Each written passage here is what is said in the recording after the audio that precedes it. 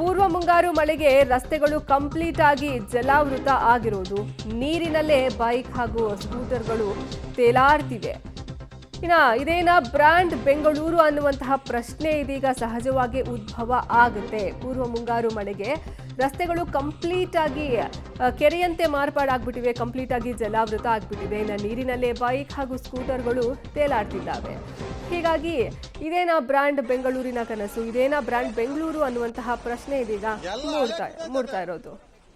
ಸದ್ಯ ಈಗ ನೀವು ದೃಶ್ಯಾವಳಿಗಳಲ್ಲಿ ಗಮನಿಸ್ತಾ ಇದ್ದೀರಾ, ಅಲ್ಲಿ ನೀವು ನೋಡ್ತಾ ಇರ್ಬೋದು ಕೆಲವೊಂದು ಬೈಕ್ಗಳು ಬಿದ್ದೋಗಿದೆ, ಕೆಲವೊಂದು ಬೈಕ್ಗಳು ಕಂಪ್ಲೀಟ್ ಆಗಿ ಮುಳುಗಡೆ ಆಗಿದೆ.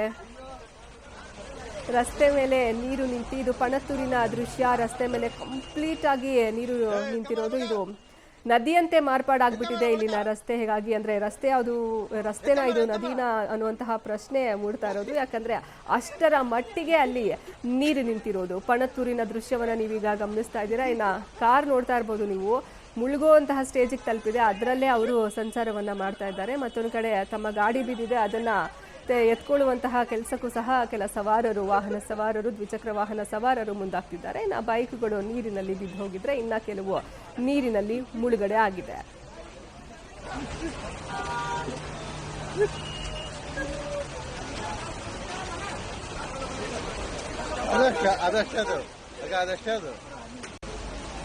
ಎಲ್ಲ ಅಲೆ ಬಿದ್ದೈತೆ.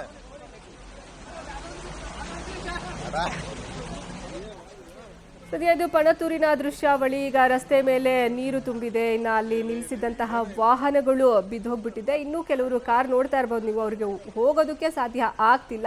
ಆದರೂ ಸಹ ಇದೇ ನೀರಿನ ಮಧ್ಯೆ ಅವರು ಸಂಚಾರ ಮಾಡಬೇಕಾದಂತಹ ಅನಿವಾರ್ಯತೆ ಎದುರಾಗಿದೆ.